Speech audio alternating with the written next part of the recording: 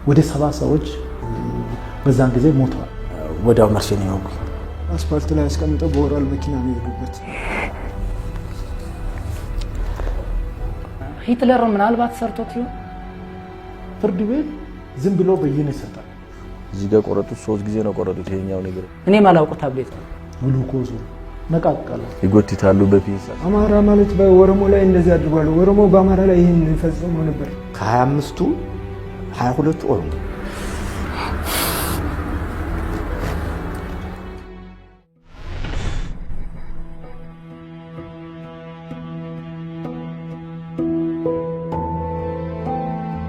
የዳቦ ቅርጫት እየተባለች በምትጠራው በዚች ምድር ህዝቡ ለቀኝ ግዛት ተንበርክኮ የተፈጥሮ ሀብቱ ተመዝብሮና በንብረቱና በሀገሩ ሳያዝ የባርነት ቀንበር እንዳይጫንበት እኛ እናስብላችኋለን፣ እኛ ባህል ከናንተ ይሻላል ተብሎ በመጤው ባህል እንዳይወረር ለወገናቸው ነጻነት ሲሉ ግንባራቸውን ለጥይት ደረታቸውን ለጦር የሰጡ የነጻነት ታጋዮችን ያፈራች ኢትዮጵያዊነት ሱስ ሆኖባቸው ከመበታተን ይልቅ መደመርን የሚዘምሩ የሀገር መከታዎች እናት ናት። የእናት ወድ ዥንጉርጉር እንዲሉ በዛኛውም ዘመን ወንድሞቹን ክዶና ሰልሎ ወገኑን ለቀኝ ገዢዎች አሳልፎ የሰጠ ባንዳ ዛሬም ላይ ደግሞ ጭቆናን ጠልቶ አምባገነኑን ስርዓት ለመገርሰስ የታገለው ስልጣኑን ለማቆየት አፈናና ግፍ መፈጸምን መመሪያው አድርጎ ለሀገሩና ለወገኑ ነጻነት ድምጹን የሚያሰማውን በማፈን የሰው ልጅ አእምሮ መቋቋም የማይችለውን ዓለም የኮነነውን ጭካኔ በይፋ መፈጸሙን ተያያዘው። አሁን እስካለንበት ድረስም የተለያዩ ህዝባዊ ጥያቄዎች ይነሳሉ።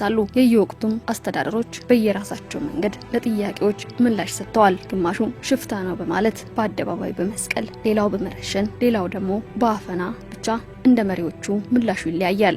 ዜጎች ላይ የተለያዩ የመብት ጥሰቶች መፈጸማቸውና ሙስናና ዘረፋ መበራከቱን ተከትሎ ባለፉት ዓመታት የህዝቡ ጥያቄ በመበርከቱ የህዝብ ጥቅም እንዲረጋገጥና የህግ የበላይነት እንዲከበር የህዝቡን ጥያቄዎችና ጫናዎች ተከትሎ የአመራር ሽግሽግና አዲስ ጠቅላይ ሚኒስትር ተሰይሟል። አዲሱ አመራርም የህግን የበላይነት የማረጋገጥ በተለይ የዜጎችን መብት የማስከበር ስራ የሚሰራ መሆኑን ቃል በገባው መሰረት በጠቅላይ አቃቤ ህጉ የተሰየመው በሰብአዊ መብት ጥሰቶች ምርመራ ላይ ትኩረት አድርጎ የሚሰራው የምርመራ ቡድን ባከናወነው ምርመራ ባለፉት ዓመታት የብሔራዊ መረጃና ደህንነት ባለስልጣናትና አባላት የመንግስትን ስልጣን ያላግባብ በመጠቀም የሰብአዊ መብት ጥሰቶች መፈጸማቸውን በሪፖርቱ አመላክቷል።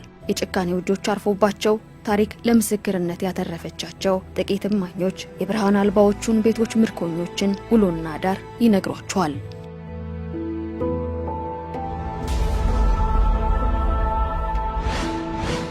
በ1999 ዓመተ ምህረት የሐዋሳ ዩኒቨርሲቲን የተቀላቀለው ዳባ ገሬ በዩኒቨርሲቲው የኦሮሞ ተማሪዎች ፕሬዝዳንት ነበር። ከለገደንቢ የወርቅ ማውጫ የሚወጣው ፈሳሽ ኬሚካል ህዝቡ ላይ እያስከተለ ያለውን ጉዳት መንግስት ሊያዩ ይገባል በሚል በወቅቱ የተነሳውን የተማሪዎች ጥያቄ አስተባብሯል።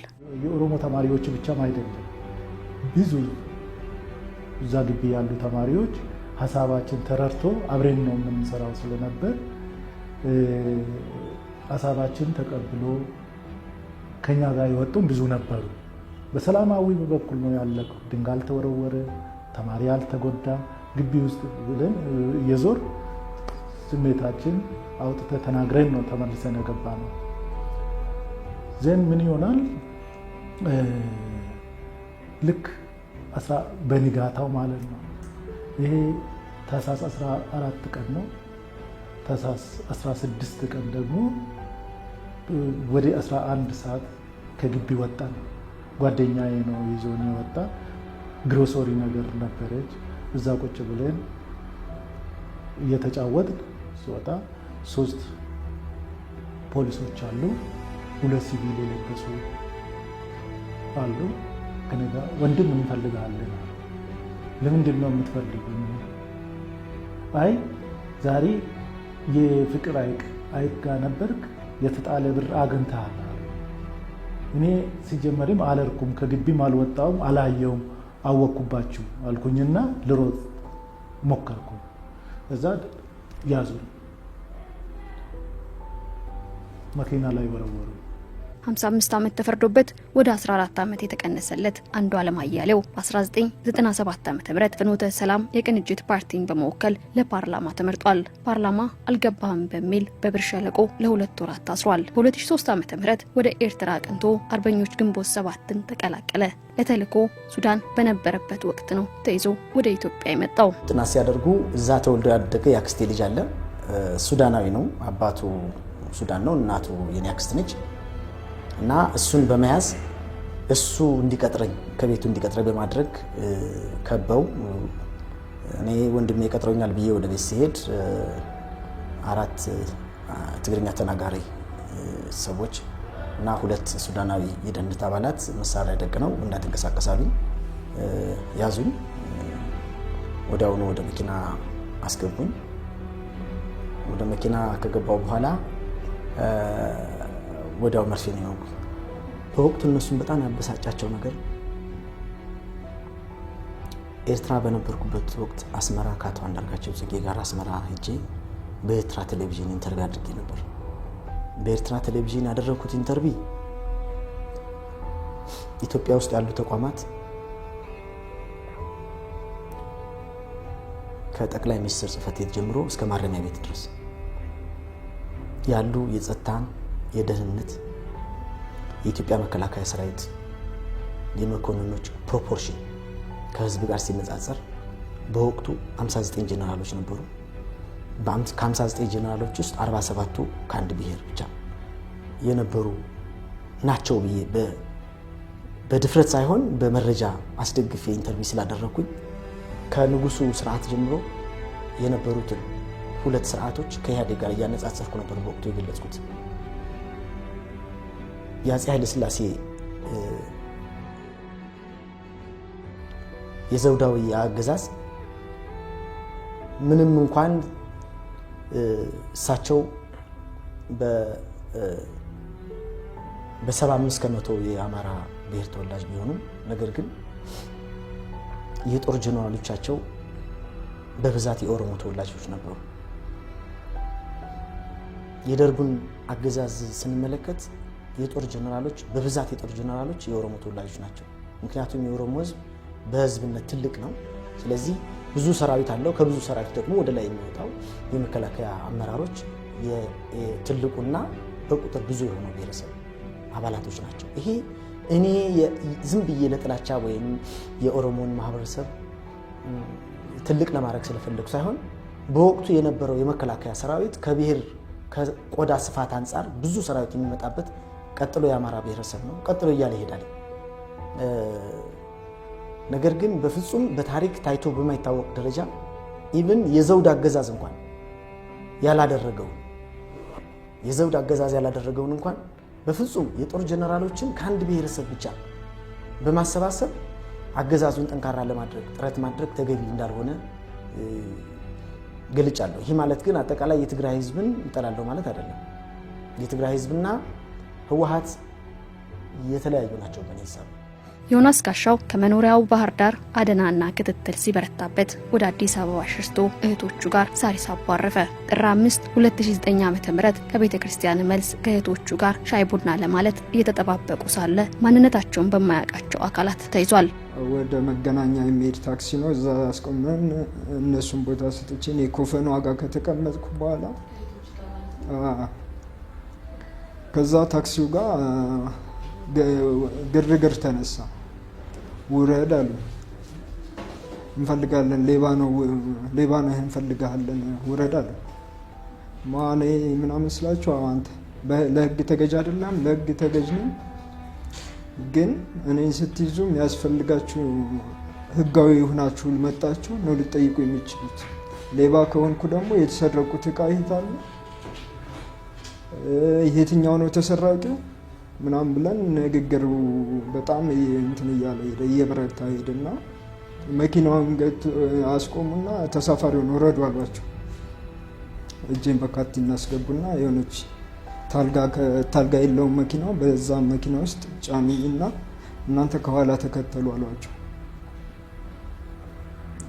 እንትኖች ሚሊተሪ ለባሾችንና ሲቪል የለበሱትን በዛ ሰዓት አዳና ሲያድኑ የነበሩትን ማለት ክትትል ሲያደርጉ የነበሩት ከዛ በኋላ ምንድነው የሆነው? አፌና እንትን አሉ፣ በጨርቅ እንትን አሉ፣ አይኔን እንደዚህ በጥቁር ነገር አሰሩኝ።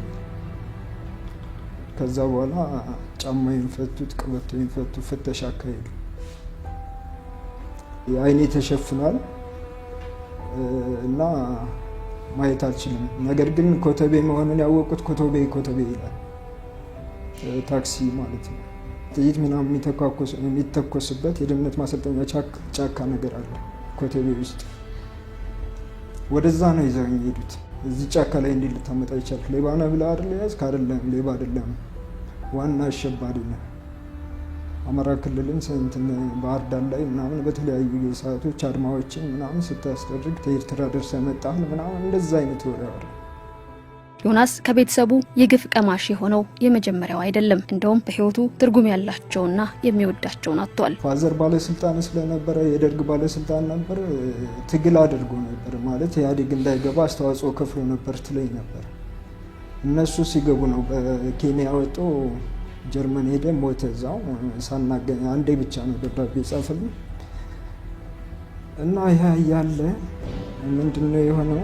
እናታችን ባልሽን አምጪ ተብላ ለተወሰነ ጊዜ ለ6 ወር ነው ምናምን እንደዚህ አስረዋት ነበር ኢህአዴግ እንደገባ ማለት ነው።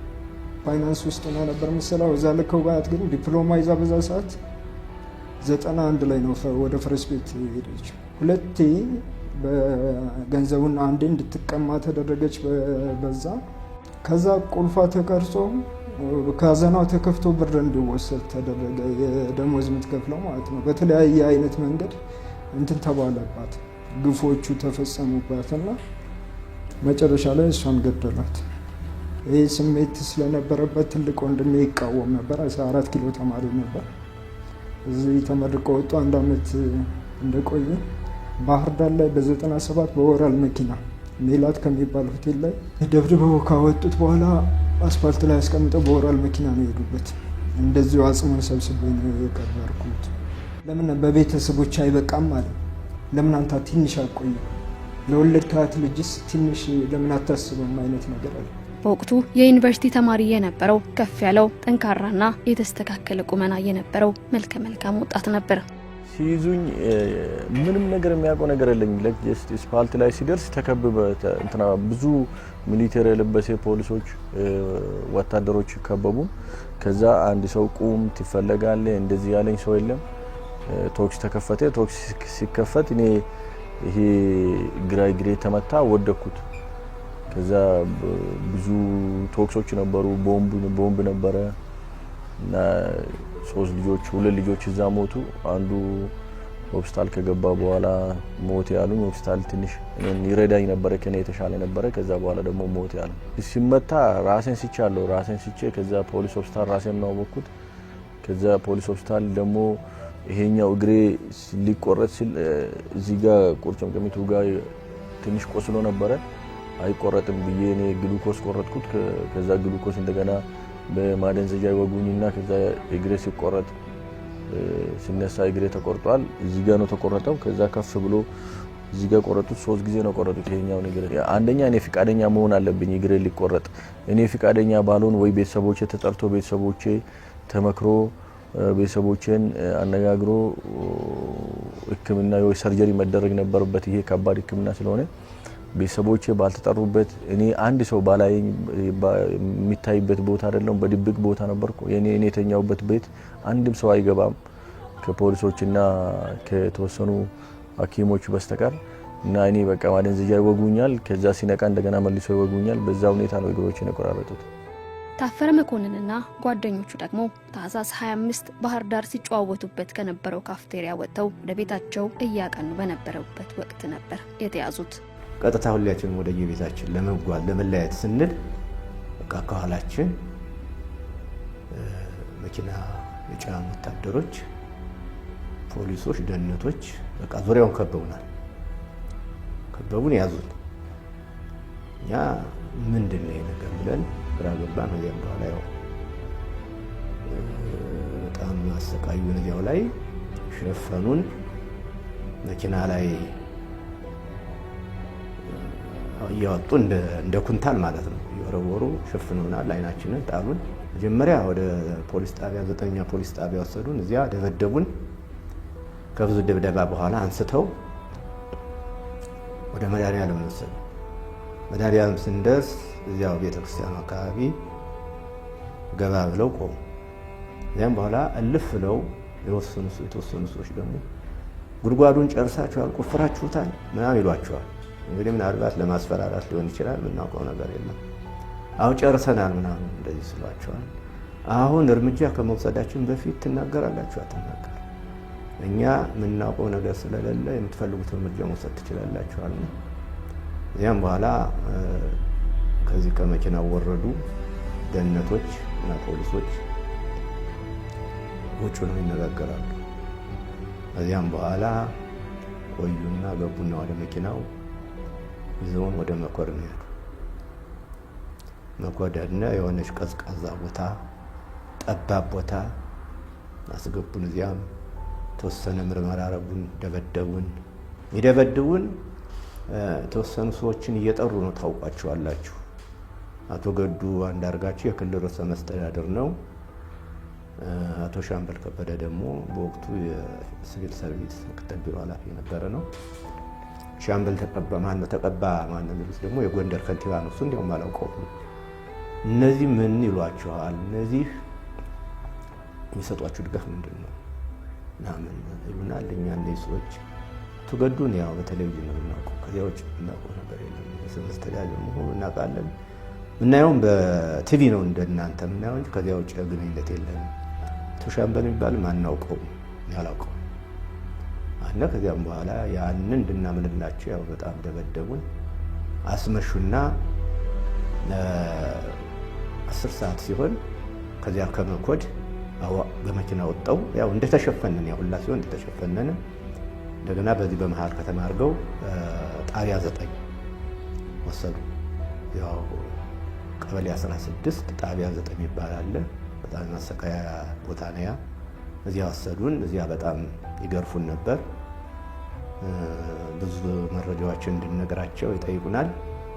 በጎንደር ታች አርማጭሆ በእንስሳት እርባታ ይተዳደር የነበረው ሚኪያስ ተስፋዬ በ2008 ዓ.ም በነበረው ሁኔታ አማራነት ወንጀል አይደለም በሚል ንግግር የምትታወቀው ንግስት ይርጋ ከታሰረች በኋላ እሱን ይከታተሉት ነበር። ፖለቲካ ውስጥ እንትን የለኝም ነበር፣ ፍላጎትም የለኝም። አንድም ራሴን ለማዳን ነው ራሱ ወደዚህ ውስጥ የገባሁት። በቃ መታገል እንዳለብኝ ለሀገሬም እህቴንም ራሱ ከዚህ ውስጥ ምናልባት ላወጣት ይችላል የሚል እምነት ነበረ። ለሚኪያስ የግንቦት 7 አባል መሆኑን የነገረው ነገር ግን የህወሓት አባል የነበረው እሸቴ ግደይ ወደ ኤርትራ ወስዶት ከአንዴም 2 ጊዜ በህገ ወጥ መንገድ የጦር መሳሪያ ካስገቡ በኋላ በደህንነት አባላትና በልዩ ኃይሎች ሚኪያስን ከነጓደኞቹ በቁጥጥር ስር እንዲውል አድርጎታል። በግብርናና በሶሺዮሎጂ የተመረቁት አቶ ዮሐንስ ተረፈ በሙያቸው በተለያዩ የመንግስትና የግል ተቋማት አገልግለዋል። ለነጻነቴ ስለታገልኩ ነው የግፉ ቀማሽ የሆንኩት ይላሉ። ታይቶ ሆቴል አድሬ ፊት ለፊት እዚያው ቃይጄ ወደ ባህር ዳር ለመሄድ መኪና እየጠራሁ ያለው ነው ያዙ። ያ መኪና ምን ይዞ መጣ? 8 ደህንነት ጭኖ ነው የመጣው። አንድ ሴት ነች። ከዚያ ያ መኪና ላይ ና እንጂ ግባ፣ ለምንድነው ዘገየህ እኮ አሉኝ። እኔ እዚያ ስገባ የሀገር ውስጥ ደህንነት ነኝ፣ አንተ በህግ ትፈለጋለህ አለ። መታወቂያን አውጣ አለኝ። መታወቂያ አወጣው። ከዚያ መታወቂያ ካየ በኋላ እንደገና ደወለ። አዎ እሱ ነው የሚል ድምጽ ሰማሁ በዚህ ስልክ ማለት ነው። ከዚያ በኋላ ከመኪና ላይ ወረድ አሉኝ። ወዲያው እንደወረድኩ በጥቁር ጨርቅ ነው የሸፈነው፣ በትንሿ መኪና ላይ ያስገቡኝ። ከአዲስ አበባ የተያዘው አብደታ ታደሰ ለ43 ቀናት ስለታሰረበት ስፍራ በአጋጣሚ በመስማቱና አእምሮ ውስጥ በቀሩት ምልክቶች ወደ ስፍራው መራን። የአብደታ ገለጻ በአእምሮአችን የቀረጸውን ያንን ስውር የሰቆቃ ቤት ስፍራው ስንደርስ በእውን አገኘ ነው። ጎርጊስ አካባቢ ነው የያዙኝ። 1 ሰዓት አካባቢ ይሆናል ከምሽቱ። ልክ መጥቶ ከቤት እንደመጡ የማይታወቁ ሆነ መኪና አመጡና ክላክስ አድርጎብኝ እንትን አብሮኝና ወደ አፍኖኝ መኪና ውስጥ ነው ያስገቡኝ። መኪና ውስጥ አስገቡኝ። ወደ አይኔ ታሰረ። እዛው እየመቱኝ በምን እየመቱኝ ተደፈውና መኪናው ተነሳ። ከአንድ በግምት 40-50 ደቂቃ ይሆናል። ተመልሼ እዚህ ክላስ ውስጥ ነው ራሴን ያየሁት። አይናቸውን የተሸፈኑት የዚህ ቤት ምርኮኞች የት እንደታሰሩ ላያውቁ ይችላሉ። ይህ ግድግዳ ግን እነሱን በደንብ ነው የሚያውቃቸው። ስቃያቸውን ማስቆምና እንባቸውን ማበስ ባይችልም በእጅ ጽሑፋቸው የከተቡትን ለታሪክ በማቆየት ቃሉን ጠብቋል። አንደበት የሌለው ግዑዙ ግድግዳ ዛሬ መናገር ጀምሯል። በጣም ራሴን ደክሜ እዛ ተደብድበው እዚህ ጋር ጥሎኝ ነው የሚሄዱት። ተደብድቤ ሲመጣ የትኛው ነገር በጣም ሲሰማኝ ይሄን ነው የምጽፈው። ኦልዌይስ ዘር ኢዝ ሌጋል ኤሌመንት ኢን ዘ ፐርሰናል ኢሞሽን ማለት ሰዎቹ የመርማሪዎቹ ጭካኔ ፐርሰናል ነው የሚመስለው። በቃ እኔ በግል የሆነ ነገር የጎዳዋቸው ነው የሚመስለው። በማዕከላዊ ወንጀል መርማሪ የነበረው ዋና ሳጅን አላየም አበጀ ከታፋኞቹ መካከል ነው። በሰዓቱ የነበረው የፌዴራል ፖሊስ ወንጀል ምርመራ ቢሮ ሽብር ወንጀል ምርመራ ዲቪዥን ኃላፊ የነበረው ምክትል ኮማንደር አለማየሁ ይባላል። እሱ ለእስረኛ አስተዳደር ለኮማንደር መለስ ይባላል እሱን እንዲጠራ ተደረኩ። ጠራኝ። ከዛም በኋላ ወደ ምክትል ኮማንደር አለማየሁ ቢሮ ገባሁ። ቀጥታ ቁጭ በላለይ ቁጭ አልኩ። ከዛ እጄን በካቴና አሰረኝ። እጄን በካቴና አስሮ ምን ነበረ ችግሩ ስለው አይመለከትህም ትታሰራለህ ያለ ጥር 13 ማለት ነው። በዛው ቀን ታስሬ ወጣሁ። እንደገና በካቴና እንድታሰር አሁንም ወደ ምክትል ኮማንደር አለማየሁ ቢሮ ገባሁ። ከዛም በኋላ የምናውቀው መረጃ አለ። የምናውቀው መረጃ እስካልሰጠህን ድረስ አንተን እናስራሃለን አለኝ። ከዛ መኪና ውስጥ ነው ያስገቡኝ። መኪና ውስጥ አስገቡኝና የመኪናው ኋላ ላይ እንድተኛ ነው ያደረጉ። ጭንቅላቴን ረገጡኝ። በዚህኛውን በኩል ካቴና አምጣው እግሬን በካቴና አሰሩኝ። እጄን ማሰር። ከዛም ከወንጀል ምርመራ ቢሮ ወይም በተለምዶ ማዕከላዊ የሚባለው ቦታ ላይ ይዘውኝ ወጡ። ከዛ በጣም አዞሩኝ።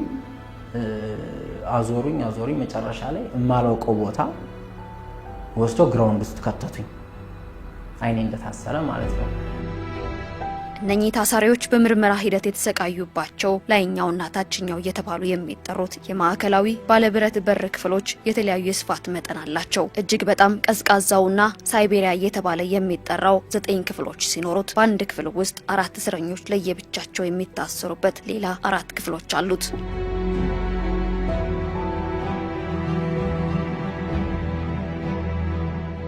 የተያዙ ሰዎች በህገ መንግስቱ አንቀጽ 19 ንዑስ አንቀጽ 3 መሰረት በ48 ሰዓት ፍርድ ቤት የመቅረብ መብት ያላቸው ሲሆን በዚህ ጊዜ የያዛቸው አካል ፍርድ ቤት ማቅረብ ካልቻለ አካላቸውን ነፃ የማውጣት ክስ በቤተሰቦቻቸው አሊያም በጠበቃቸው አማካኝነት ለፍርድ ቤት የማቅረብ መብት አላቸው። እነዚህ ተጠርጣሪዎች ግን በማን እንደተያዙና የት እንደታሰሩም አይታወቅ።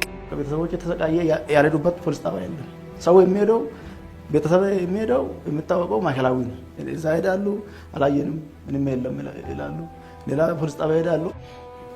ምኒልክ ሆስፒታል፣ ጳውሎስ በእያንዳንዱ ሬሳ ቤት ገብቶ ሬሳ እያገላበጡ ፊታቸው እንደዚህ እያዩ እኔን እየፈለጉ ነበር እና መጨረሻ ላይ ተስፋ ቆርጦ በየቦታው ደግሞ ሰው ተገለው ሲጣል ስለነበረ እየፈለጉ በቃ እዚህ ሰው የሞተ ሰው ተገኘ ሲባል ሄዶ ፊቱን ነው የሚያዩት። እኔ አይደለም እና መጨረሻ ላይ ተስፋ ቆርጦ በቃ ሞተዋል ብሎ በጸረ ሽብር አዋጅ ቁጥር 652/2001ም ሆነ ብሔራዊ መረጃና ደህንነት አገልግሎት ማቋቋሚያ አዋጅ ቁጥር 804/2005 መሰረት ለብሔራዊ መረጃና ደህንነት አገልግሎት ከሽብር ወንጀሎች አንጻር የተሰጠ ስልጣን ክትትል በማድረግ መረጃ ለፖሊስና ለሚመለከተው አካል ማቅረብ እንዲሁም የሚመለከታቸውን አካላት በማስተባበር የሽብር ወንጀል መከላከል የሚያስችል ስትራቴጂ መንደፍ ነው። የሽብር ወንጀል ምርመራ የማጣራት ተጠርጣሪዎችን የመያዝና ብርበራ የማድረግ ኃላፊነት ለፌዴራል ፖሊስ የተሰጠ ነው። ስምና ማንነታቸው እንዲገለጽ ያልፈለጉት ሰኔ 16 የጠቅላይ ሚኒስትር ዶክተር አብይን መልካም ስራዎች ለመደገፍ ሰልፍ በወጡ ዜጎች ላይ የደረሰው የቦምብ አደጋ መርማሪ በምርመራ ሂደት በብሔራዊ መረጃና ደህንነት ዋና መስሪያ ቤት በሽብር ወንጀል ግለሰቦች እጅ ተገኙ የሚባሉ በወቅቱ በአሸባሪነት የተፈረጁ የፖለቲካ ፓርቲዎች አርማዎችና የጦር መሳሪያዎች መገኘታቸውን ገልጸዋል። 2 የተቋሙ ሰራተኞች ናቸው። ኪሮስ ተስፋሁን እና ሀብቶ ገብረ እግዚአብሔር የሚባሉ ናቸው። በእነሱ እጅ ነው ይሄ ንብረቶች የተገኙት። ንብረቶች የኦነግ ባንዲራ ብዛታቸው 3955 የሚሆኑ ባንዲራዎችም ያው እንግዲህ ባለን መረጃ መሰረት ሰርገው በሚገቡ የብሔራዊ መረጃና ደህንነት አባሎች አማካኝነት እንደሚመጡ የተገለጸልን። ከባንዲራዎች በተጨማሪ 4 የመከላከያ ሰራዊት ዩኒፎርሞች አሉ እንደተሟላ እስከ ሸሚዝ እስከ ሱሪ እስከ መለዮ ድረስ። እንዲሁም ደግሞ የኦሮሚያ ካርታና ኦዳ ያለበት ወደ 13 የሚሆን ቲሸርቶችም አሉ። ከዚህ ጋር ተያይዞ አንድ የኦሮሚያ ፖሊስ መለዮዋ ብቻ ማለች። የተለያዩ ጦር መሳሪያዎችን አምጥተናል። 2 ክላሽ መሳሪያዎች አምጥተናል። 1 ኤስኬስ መሳሪያዎች አምጥተናል። 4 F1 ቦምብና 1 ደግሞ ፕላስቲክ ቦምብ አምጥተናል። እንደዚሁም ሽጉጥ 4፣ የሽጉጥ ጥይቶች 8። እነዚህን መሳሪያዎችም ከኦነግ አባሎች የተገኘ ነው በሚል ብሔራዊ መረጃና ደህንነት ግቢ ውስጥ አግኝተን በስነ ስርዓት ቃለ ጉባኤ ይዘን ልክ እንደምንበረበረው ማለት ነው። የግለሰብ ቤት ሲበረበር በወንጀል ተጠርጥሮ እንደሚበረበረው ታዛቢዎች ባለበት ቃለ ጉባኤ ተይዞ ተፈራርመን ከነዚህ አስቀምጡ ተብለን ነው በትእዛዝ ነው ያስቀመጥነው ብለው እነሱም ቃላቸውን ሰጥተዋል። በዚህ መሰረት እነዚህ ንብረቶች አምጥተናል። ድጋሚ ነሐሴ 22 እንደዚሁ ይቀራል በሚል ሂደን ነበር። ስንሄድ ያገኘናቸው በርከት ያሉ ቁጥራቸው በርከት ያሉ መጽሐፎች ናቸው። ትርጉሙን አላወኩትም ሲዲዎች። በአጠቃላይ እነዚህን ንብረቶች ከብሔራዊ መረጃና ደህንነት በ3 የተለያየ ጊዜ ሄደን አምጥተናል። ቱሉሳ በቀለም የኦነግ ባንዲራን ይዛችሁ ተገኝታችኋል፣ ወጣቱን ለኦነግ ትመለምላላችሁ ተብለው ከተያዙት መካከል ነው። አንድ ቤት ውስጥ እያለን ፌዴራል ፖሊሶችና ደህንነቶች ገቡብን። ልክ እነሱ ሲገቡ ግርማ ጥሩነህ የሚባል እኛ ጎን ነበረ። እድራችን አባል ለመሆን የመጣ ነው መሰለኝ። ያን ቀን ነው ያየሁት እኔ የኦነግ ባንዲራ እና አንዳንድ መጽሐፎችን ደብቆ ይዞ ነበር እሱ። ልክ ፖሊሶች ሲገቡ እና ደህንነቶች ሲገቡ ባንዲራውን ወደኛ በተነ ማለት ነው። ልክ መጀመሪያ ተዘጋጅተንበት ባንዲራ እንደያዝንና ለኦነግ ስብሰባ እያረግን ለማስመሰል ማለት ነው። ከዛ በኋላ ፖሊሶቹ ገብቶ ጠመንጃ ደቀኑብን። ከዛ እኛም ፈርት ምን ምናምን ከገቡ በዱላ ደበደቡን። መሬት ላይ እጃቸው ወደ ላይ ምናምን አሉ። ብዙ ልጆች ተፈናከቱ። ብዙ ልጆች መስታወት ምናምን በር ላይ ወዳድቆ ቆረጣችሁ። ብዙ ስቃይ ደረሰብን ማለት ነው እዛ ቦታ። ከዛ በካቴና እጃችን አስሮ ፊልም ሰሩብን ማለት እኛ ማናውቀው ፊልም። እጃቸው ወደ ኋላ ታስሮና እየተገረፉ ሽንት እየተደፋባቸው አሊያም ግድግዳ እንዲገፉ እየተገረፉና እየተረገጡ ተፈጥሮና ሕገ መንግስቱ ያጎናጸፋቸው እኩልነት ቀርቶ በማንነታቸው እንዲያፍሩና የበታችነት ስሜት እንዲሰማቸው ጆሯቸው ብዙ አጸያፊና ያልተገቡ ቃላትን መስማት ግዴታቸው ነበር። በየቀኑ በነበራቸው የምርመራ ሂደት ከዱላው ወስደው በጥይት ከማስፈራራት እየተኮሱ ከማስፈራራት በላይ በጣም የሚያሙ ቃላቶችን ተጠቀሙ ነበር። እናንተ አስተዳደር ያምርባችሁ ስታርሱና ዘመድ ሙቶባችሁ ስታለቅሱ ነው ደስ የምትሉት። ለአስተዳደር አልተፈጠራችሁም። ሞፈር በእጃችሁ ስትይዙ ብቻ ነው የሚያምርባችሁ። ይሄ በጣም ያማል። ፊቴ ጋር ተቀምጣ ሸንታብኛለች እና አማራን እንደዛ አደረግነው። አማራ እንደዚህ ነው የምንጸዳዳበት። አንተን ብሎ የአማራ ተቆርቋሪ፣ አንተን ብሎ ዋልድባን ሀሳቢ፣ አንተን ብሎ ታሪክን አዋቂ እያለች በጣም ከዱላዎች ይልቅ ስድቦቿ በጣም ከግርፋቱም በላይ እንትን ያለ። በማንነቴ ሰድበኛል፣ በብሔሬ ሰድበኛል፣ ግፉን ግድግዳውን ግፋ ይለኛል። እኛ እንዲህ ነን እኔ እንዲህ ነኝ ማለት ነበረበት። አሁንና ይህን ይሉ ነበረ። በጣም በሰው ልጅ ሊፈጸም የማይችል ነገር ነው የፈጸሙት። አፈናና ግፉ ብሔር ተኮር ስለመሆኑ ብዙ ማሳያዎች አሉ ይላሉ። ታህሳስ 25 ስገባ እስር ቤት እዚያ ላይበሪያ ስገባ አንድ ጠባብ ክፍል ናት። ቢያንስ በዚህ ግማሿ ነው የምትሆነው። 25 ታሳሪ ነው ያለ እዚያ ውስጥ።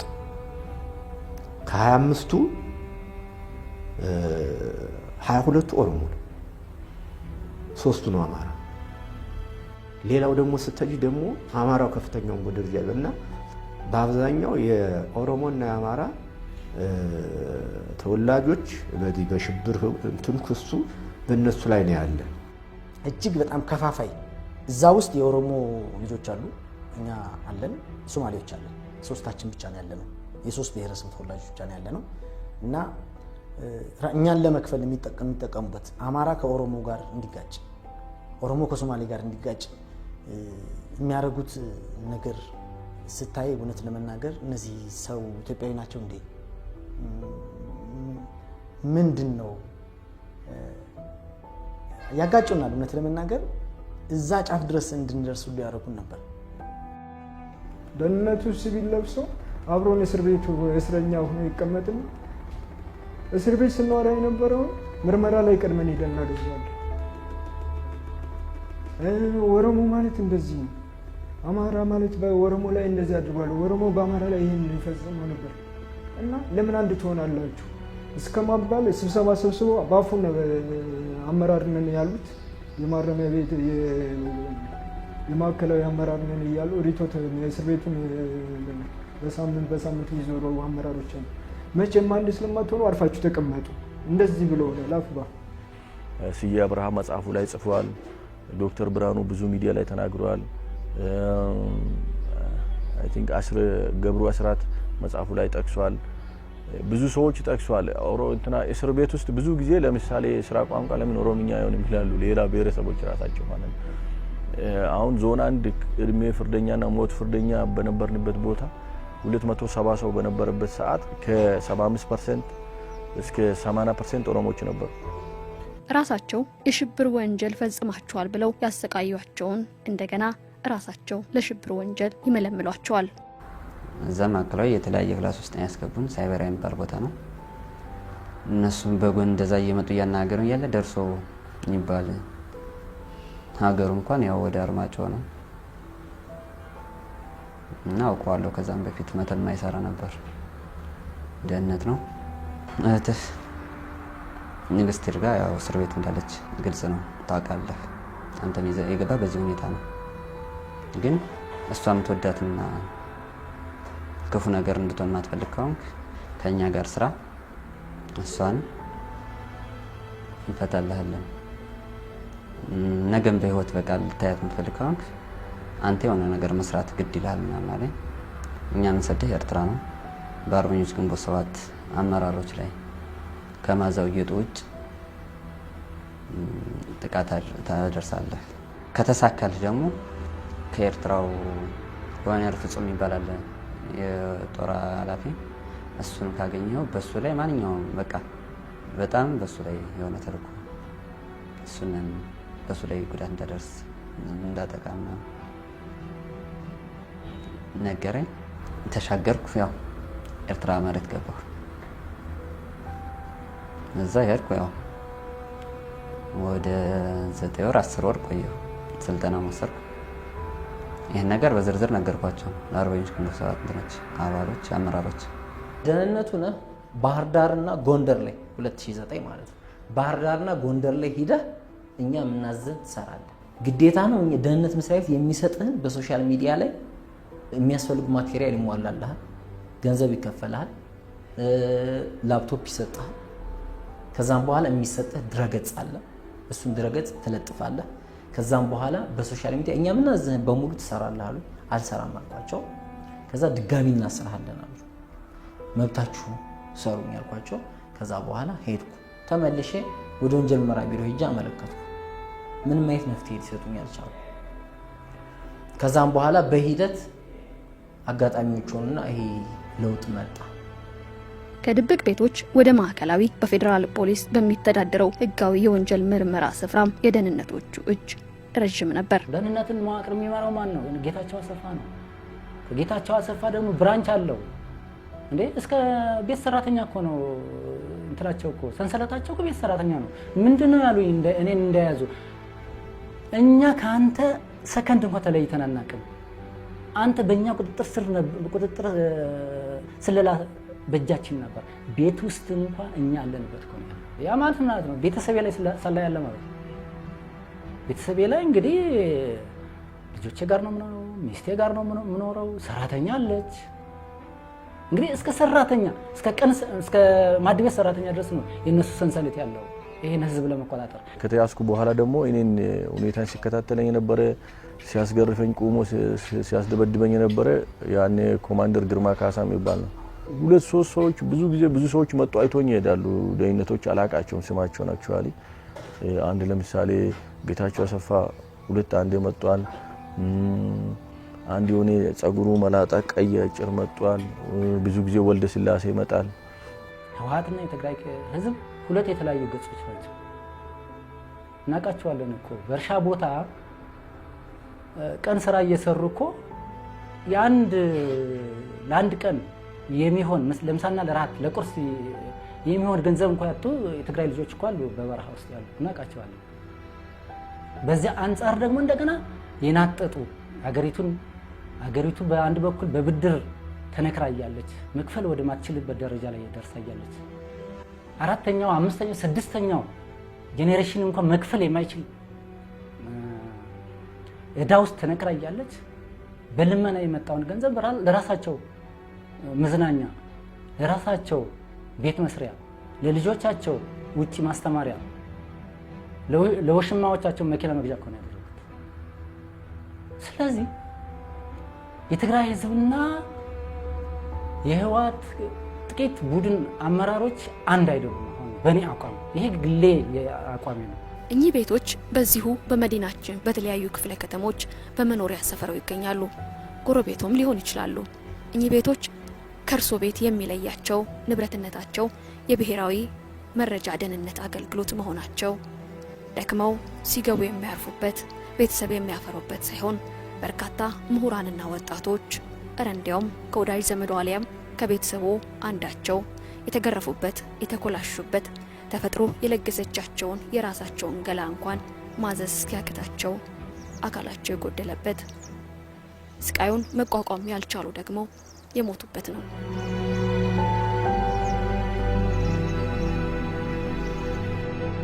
በእነዚህ በደህንነት ድብቅ እስር ቤቶች ተጠርጣሪዎች ላይ የተፈጸሙ ጥቃቶች የተለያዩ የአካልና የስነ ልቦና ችግሮች አድርሰዋል።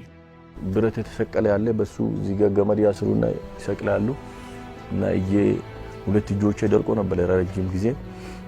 ከዛ ቁስሌን ይጎትታሉ በፒንሳ ስንቴ ቁስሌ ተፈቶ ስንቴ ደም ፈሶ ምናምን እንደገና ለሊት ይወስዱኛል። እዛው ፖሊስ በምስጥር እንደገና ይሰፋል። ተመልሼ ሄዳለሁ። በዚህ ሁኔታ ነው ያሳለፍኩት እና ብዙ ሰዎችን መጥቶ እኔን እያሳዩኝ ያስፈራሩ ነበር። እንደውም በሌላ ኬዝ የታሰሩ ሰዎችን እንደሱ እናረጋለን እያሉ ያስፈራሩ ነበር። እኔ እንደማስፈራራ ያረጉኝ ነበር። እዛ ካቲና ታስሬ ያለው እግሬንም እጄንም ማስረዋል። ምንድነው ያደረጉኝ? ባላ አለ እንደዚህ ሆነ የቆመ ዛፍ እዛ ጋር እጄን ወሰዱና እዛ ውስጥ አስገቡ። ከዛ ባላ ጽድና ምናምን ጫካ ውስጥ ማለት ነው። ከዛ የፖሊስ ዱላዎች አሉ፣ ጥቁር ዱላዎች እና ደግሞ ከዛው የጽድ ዝንጣፍ እየዘነጠፉ በጣም አድርገው ደበደቡ። ከዛ ራስን ሁሉ ሳትኩ፣ ብዙ ነገር ሆንኩ። ሱሪን ዝቅ በማድረግ ቆለጠ እዚህ ብልቶቼ ጋር ድብደባና እንትኖቹ ፈጸሙብኝ እና እንደዚህ እንደውም ደክሞኝ እንደዛ አንጠልጥሎኝ እየደበደቡኝ እንደዚህ ስል በዚህ እንጨት በአፍንጫ እንጨት ያስገቡና ወደዚህ ያቀኑኛል። በጣም ደበደቡኝ። እየተቀያየሩ ነው። አንዱ ሲደበድበኝ ቆይና ሲደክመው ሌላው ይገባል። በሁለቱም በዚህም ሆኖ ይደበድቡኛል። በተለያየ ነበር ነገር ሲያደርጉ የነበረ። ከዛ ተክላይ መብራቱ ይባላል ምስል እዛ ተደዋወሉና ይዘነዋል አላቸው። ኦኬ ላሰፋም ደውለውለታል። ኮማንደር አሰፋ ምክትሉ ማለት ነው። ይዘነዋል ብሎ ሲመጣ እንደዚህ ጸጉሬ ትንሽ ድግ ብሎ ነበር። ይሄኛው እየተክለፈለፈ መጣና እንትና ተክላይ ነው ይባላል። ኦኬ ያዛችሁት የኛ ሽፍታ የኛ አሸባሪ ምናምን አለኝና በጎሜ እንደዚህ ተናገረ። ለምን አትገሉትም ምናምን ሲለው እሰማለሁ። አይ ስንይዘው ቤተሰቦቹ ነበሩ ምናምን ሲል ከዛ ሽውጣ ወጣና እዚህ ጋር አስመረኮዘና ሽጉጡን ተኮሰ። ሲተኩሰው እዚህ ጋር ጸጉር ነበረ፣ ጸጉሬን ይዞት ሄደ።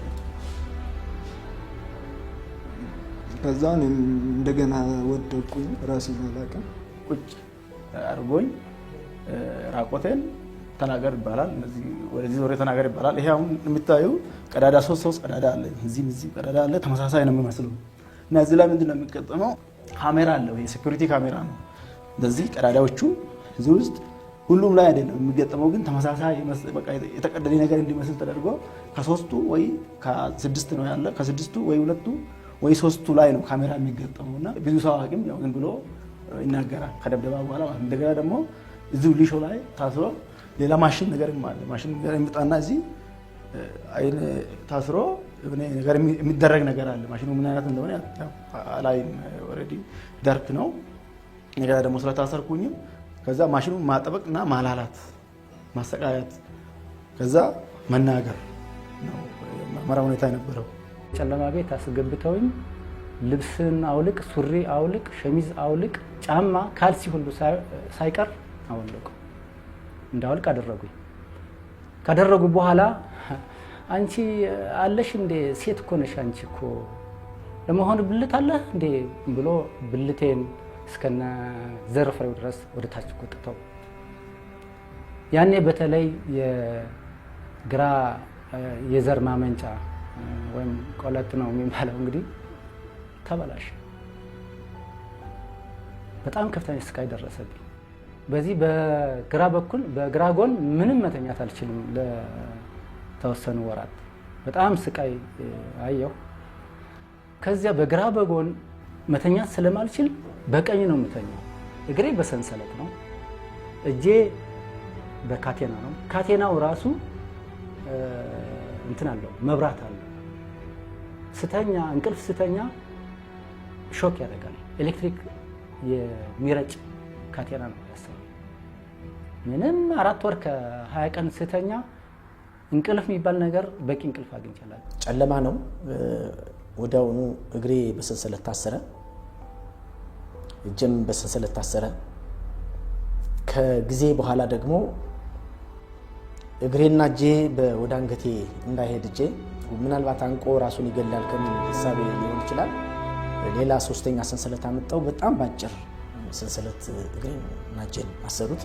በእግሬና በእጄ መካከል በዚህ ውስጥ እንጨት አስገብተው ሁለቱን እንጨት አንስተው ሁለት ጠረጴዛ ላይ መሃል ላይ ያስቀመጡት እና እኔ እንጠለጠላለሁ፣ እንጨቱ ሁለቱ ጠረጴዛ ላይ ይቀመጣል እና ዘግተውት ነው የሚሄዱት ቤቱ። እንደዛ ካንጠለጠሉኝ በኋላ ዘግተው፣ አንደኛ እዚህ እጄ ላይ የታሰረው ካቴና ነው፣ እግሬ ላይ ደግሞ ሰንሰለት ነው። ካቴናው አጠቃላይ ሰውነቴን ስለሚሸከመው አጥንቴ ድረስ ነው የሚያመኝ። አንድ ሁለተኛ ከ10 ደቂቃ በኋላ ኦልሞስት ጨጓራዬ እዚህ ጋር ጉሮሮዬ ጋር ነው የሚመጣው። ለመተንፈስ አልችልም። ጭንቅላቴ በጣም ይወጠራል። ደሜ በሙሉ ወደ ጭንቅላቴ ስለሚመጣ ከፍተኛ የሆነ ጭንቀት ነው የሚለቀው እና ማታ ሰክረው ነው የሚመጡት። 2 ሰዓት 3 ሰዓት አንጠልጥለው ነው የሚሄዱት። ከተንጠለጠለበት ቦታ ሳልወርድ ድብደባ ይፈጽሙብኛል በኤሌክትሪክ ገመድ። በጣም ደግ ሲሆኑ በውሃ ቱቦ፣ በደረቅ ውሃ ቱቦ፣ የፕላስቲክ ቱቦ ይደበድቡኛል። የደበደበኝ እንደዚህ ደም ከጀርባ እየፈሰሰ እንደዚህ ደም መሬት ላይ እያየው እሱ ፎቶ አንስቶ ቪዲዮ አንስቶ ለአለቃው እዚህ ይልካል ወደ ሌላ ቦታ። ሌሊት ነው መጥቶ ከቤት ወስዶ ሸሚሄዱ ንጭልማ የቆየሁት ሁሉ ጨለማ ቤት ነው የቆየሁት። ተሰንጥቆ የቀረ ነገር የለም እንዳለ ይሄ ተነስቶ ነበረ። ብረት ገብቶልኝ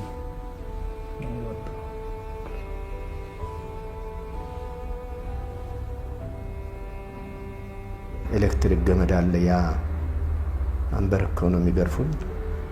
እንግዲህ በካቴና እጄ እንዲሁ ታስሯል። ከፎቋ አንዷን ደረጃ ወርጄ በሁለተኛው አንተ ተተላ ትጓዝም ሲለኝ አሁን ጣል እያሉ ጓዝ ስል ቀጥታ ገፋኝ። ከፎቅ ላይ ገፋኝ። ቀጥታ ተንሳፍፌ ሄጄ ደረጃው እንደዚህ ደረጃው ላይ ወደቅኩ። አሁን እዚህ እንትኔ ደረቴ ይሄ ጥንት የተሰበረ ነው ማለት ይቻላል። ይሄ ጥርሴ እዚህ ላይ በቃ ጥርሴ ወለቀ። የተወሰነው በጣም እንትን አለ፣ መንጋጋያም ተዛብቷል። ከወንበር ጋር ታስሬ ነው ምርመራ የሚደረግብኝ። ወንበሩ ላይ ቀበቶ አለ። ቀበቶ ወንበሩን በእርግጫ ይመቱታል። እወድቃለሁ ከነ ወንበሩ። እንደገና ያነሱኛል። ምርመራው ይህን ይመስል ነበር። ከዛ በኋላ ወደ መጨረሻ ምንድን ያደረጉት የመጨረሻ ድል በሚል የኤሌክትሪክ ወንበር ላይ ያስቀምጠው ለሙከራ ነው። እኛ ምንቀጣ በዚህ መልኩ አይደለም። አሁንም መረጃ ካልሰጠ እዚህ አዳራሽ ውስጥ አትወጣም፣ ከዚህ የምርመራ ማዕከል ውስጥ አትወጣም በሚል እጅግ በጣም ዘመናዊ ወንበር ነው። ለዚህ ፐርፐዝ የተሰራ ወንበር ነው።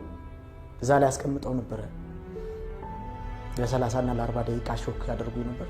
ለበርካታ ቀናት እሱን አደረጉ። አሁንም በዚህ የተለየ መረጃ አላወጣላቸው ስል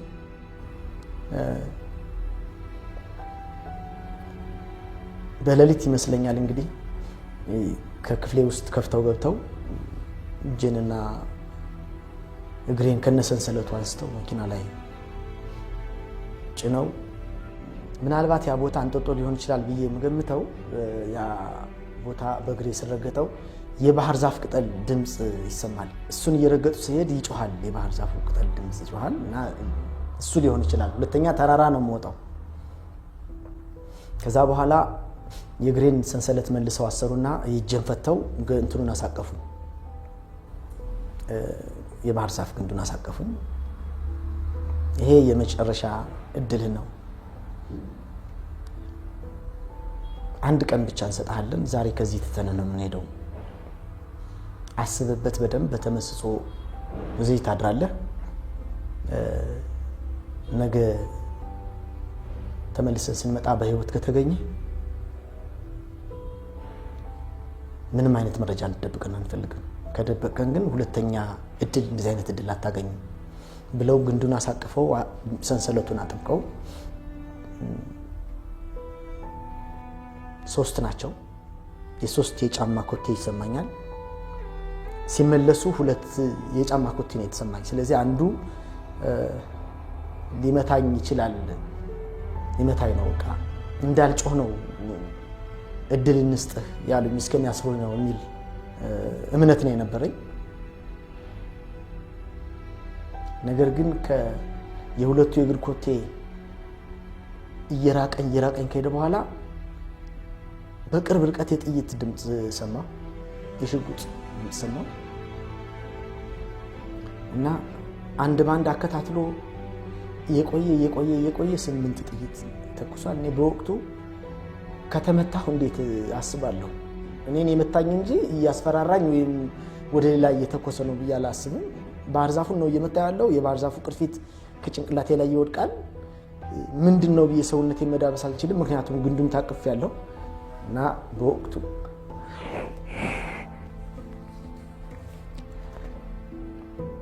ከፈቱኝ በኋላ ነው በህይወት እንዳለው ማመን የጀመርኩት። መብራት ማንጠልጠያ ነገር ያለችኝ ብረት አለች። እጄን ታስሬያለሁ። እዛ ጋር አንጠለጠለ 7 ወር ከ15 ቀን ተንጠልጥያለሁ። መሬት ጎኔ ወገቤ መሬት ሳይነካ ከዛ የምወርደው ለምግብና ለሽንት ቤት ጥፍሮችን በፒንሳ ነው የነቀሉት። ብልቴንም እንደዚህ በፒንሳ ይይዙታል፣ ይለቁታል። እንደዚህ ነበር ሲያደርጉት። ሴቶችና ወንዶችን እርቃናቸውን በማድረግ ነውርን መፈጸም የምርመራው አንድ አካል ነው ይላሉ። እቴንሽ ወልደ ሩፋኤል ትባላለች። እኔ በዛ ሰዓት ማለት ነው ሴት ልጅ አፍረተ ስጋዋን እያሳየች እርቃኗን ሆና ምርመራ ለማካሄድ ትመጣ ነበር። እንደዛውና መጣ አንድ ባንድ ተናገር ምናምን አለች። ማሳጅ እንደ ማሳጅ ነገር ምታደርጋለች። አንደኛው ጓደኛዬ ከሶስታችን በተደጋጋሚ ሻወር ሲወስድ ያለው በተደጋጋሚ ፀሐይ ሲሞቅ ፀሐይ ራሱ የሆነ ከሽንት ቤት መልስ ከመጸዳጃ መልስ ስመጣ በርቀት ላይ የሆነ ውጭ ላይ ቁጭ ብሎ ብርሃን ራሱ እያየ ያለው ልብስም ያጥባል። እኛ ልብስ አጥበን አናውቅም እዛ ግቢ 2 ወር ከ16 እንኳን ልብሳችን ራሱ ውሃ ነክቶ አያውቅም። እሱ ግን አንዳንዴ ልብስ ሁሉ ሲያጥብ ምናምን ከዛ ቦታ ወጥተው አሁንም አይናችን አስረው የሆነ የቤት መኪና ውስጥ አስገብተው ወደ ማዕከላዊ የሚባል ቦታ አስገቡ። በ11 ወደ ፍርድ ቤት ቀረበ እና ተገናኘን መኪና ላይ። ከኛ የተለየ የሆነ ነገር ሳይ ነበር። ምንድነው ምናምን ስለው በቃ እያለቀሰ ይህን ነገር ነገረኝ። የሆነ እኔም አውቀዋለሁ የሆነ ትግረኛ ተናጋሪ ነው። አስገድዶት በቃ ግብረ ሰዶም ከእሱ ጋር ሲያደርግ እንደነበረ ነገረኝ እና ስለው በቃ እንደዚህ ነው በል አሁን ይህን ነገር ለማንም ከዚህ እንዳትናገር እንሞታለን ጥሩ አይደለም ማለት እሺ አለ። ከዛ ግን አልቻለም ልጁ በቃ አረ የሆነ አይምሮ እየተጫነቀበት ብዙ ጭንቀት ውስጥ እየገባ ሄደ። በእን ሰዓት ማዕከላዊ ሲመረምሩ ነው የነበሩ ሰዎች ወደ 3 ናቸው እና የሆነ ሽማግሌ አንደኛው ያን ትልቅ ሰው ስለሆነ ብቻ ነግሮታል እዚህ መርማሪ ፖሊስ እንደዚህ ግፍና በደል ደርሶብኛል ማለት ነው። እዛም በኋላ ወደ ተክላይ ተጣርቷል። ተክላይ ይሄን ነገር ማን ያውቃል ሲለው ሚኪያስ ያውቃል። እንዴት አወቀ? ተጠራጥሮ ጠየቀኝ፣ ነገርኩት። ከዛ እኔን ነው ወሰደው አስጠራኝ ሄድኩ። እዛ እንዴት አወቅኩ ብሎ ነው ጠየቁኝ። አይ እኔ በዚህ ምክንያት አውቄያለሁ ተጠራጠርኩ። ከዛም በፊት እንደዚህ አይነት ነገር ታውቃለህ ምናምን? አዎ ሰማለሁ እና ያው ጠየቁት ምናምን አልኳቸው። በእነዚህ ጨለማ ቤቶችና በመንግስት በሚተዳደሩ የምርመራ ማዕከልና ማረሚያ ቤቶች የሚፈጸሙ ግፎች የህዝብ ተመራጭ በሆኑ የሀገር መሪዎች ጭምር እውቅና አላቸው። አባይ ፀሐዬ የሚባለው ማጣር ያለ መላጣ ነው እና አዲሱ ለገሰ እነሱም መጥተው አስታሩኝና ስለዚህ ነገር ጠየቁኝ። ነገርኳቸው። አዎ እንደዚህ ነው አይቻለሁ። ፀሐይ ሲያሞቀው ሻወርም ሲወስድ እሰማለሁ አየዋለሁ እና በዚህ ተጠራጥሬ ጠይቄዋለሁ። እሱ መዛም በኋላ አልደበቀኝም፣ ነግሮኛል። ፎቶውን ብናሳይ ታውቀዋለሁ ምናምን አለ። አዎ አውቀዋለሁ አልኳቸው። የዛ በሰዓቱ የነበረው ነው ሳይ ወደ 5 ነው 6 ፎቶ አምጥቶ አሳየኝ። ከመሀል አውጥቼ ሰጠዋቸው። ይሄ ነገር በቅርቡ ልትለቀቁ ስለምችሉ ከናንተ በቃ ከኛና ከናንተ መውጣት የለበትም። ከወጣ በህይወታችሁ ላይ ወስናችሁ አደረጋችሁት ማለት ነው። ምንም ቢሆን በቃ እቺ ነገር ከዚሁ ነው መቅረት ያለባት እንጂ ሌላ ቦታ ላይ መድረስ የለበትም። ይሄን ነገር አወጣችሁ ማለት በማንኛውም ሰዓት፣ በማንኛውም ቦታ፣ በማንኛውም ጊዜ በቃ ራሳችሁን ህይወታችሁን ታጣላችሁ ምናምን አለ። ተጠርጣሪዎች በእስር በቆዩበት ጊዜ በብሔራዊ መረጃና ደህንነት አገልግሎት በቀድሞ አመራሮችና አባላት በተፈጸመባቸው የሰብአዊ መብት ጥሰቶች ምክንያት ለተለያዩ ጉዳቶች ተዳርገዋል። የእናንተ ዘር አያስፈልግም ተብለው መውለድ እንዳይችሉ ተኮላሽተውና ማህፀናቸው ወጥቶ አካላቸው ጎሎና በቅጡ የራሳቸውን ሰውነት ማዘዝ ተስኗቸው አንዳንዶቹ የገዛ ልጆቻቸው ድምፅ እንኳን የሚያስጨንቃቸው ድንጉጥ ሆነዋል። ወደ እስር ቤት ስገባ አቋሜ እንደዚህ አልነበረ። አቋሜ ሙሉ አቋም ያለኝ እግር ኳስም ተጫዋች ነበርኩ። መረብ ኳስም እጫወታለሁ። ሙሉ አካልም አለኝ ነበረኝ። ግን እዚህ ከገባው በኋላ ነው አሁንም እንትኖች አሉ፣ ብዙ ማስረጃ አለ። በዛ እንኳን በጀርባዬ ያልተኛም። ይሄ ቦምቤልት ይባላል። በዚህ ነው ታስሬ ያለሁት። ይሄ እንደዚህ ሆኖ ነው ያለው። ይሄ ከሌለ መራመድ ሁሉ አልችልም እና ብልቶች ላይ ብልቴ ዛሬ ዘር መተካት አይችልም። እግሮቼ መራመድ ትንሽዬ በተራመድኩ ቁጥር በጣም ያመኛል። 25 ጥርስ ነው ተተከለ፣ ባዶ ከሚሆን ተብሎ የተተከለው። ይህም አሁን እንዲያው ምናልባት ለሲምቦል ከሆነ ያገለግለኛል። ፈሳሽ ነገር ነው ወስደው። ይሄ ጆሮዬ ግን አሁን አይሰማኝም ሲጮህ። ማታ ግን በምተኛበት ሰዓት በቃ እንደ ሞተር ነው የሚጮህብኝ። ተቀምጬ ስነሳ ያዞረኛል። አይኔ አሁን ችግር አለበት። በተለይ ቀኝ አይኔ ጠፍቷል። ለ4 ወር ከ20 ቀን ብርሃን ሳላይ ስለቆየሁ፣ ሌላው ብልቴን ለማጥፋት ያደረጉት ሙከራ ባይሳካም በግራ በኩል ያለው የዘር ፍሬ ተጎድቷል። ይሄ የሰው ዘር እንዳይራባ ማድረግ እንጃ ሂትለር ምናልባት ሰርቶት ይሆን? ሰው እንደዛ ያደርጋል ተብሎ አይገመትም። ሲጀመር በኦሮምኛ ቡልጉ የሚባል አለ። ቡልጉ ማለት ጭራቅ፣ እንደ ጭራቅ ማለት ነው። እዚህ ቀንድ ያለው ትልቅ ፍጡር ሰውን በቁሙ የሚበላ ከነ ህይወቱ የሚበላ 4 አይና ያለው እንደዛ ተረጎ የተሳለ ማለት ነው። እና ቡልጉ እኛ መስፈራራ ነበር በልጅነታችን፣ ግን እዚህ ነው ቡልጉን ያየሁት። ቡልጉን በህይወት ያየሁት እዚህ ቤት ነው። ሌላው ቤተሰብ መበተን ነው። ልጄ የመጀመሪያ ልጅ ነበረኝ። እኔ ስታፈን 4 ወር ከ20 ቀን ሊያገኘኝ ስላልቻለ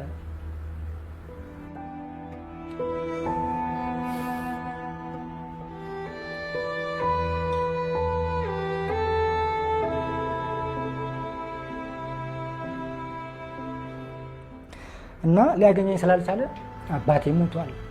ስለዚህ እኔ እዚህ ቤት አልኖርም ብሎ ነው ወጡ። እስካሁን አልጠይቀኝ። 7 ዓመት ስታሰር መጥቶ አልጠየቀኝ። ካልሞተ በስተቀር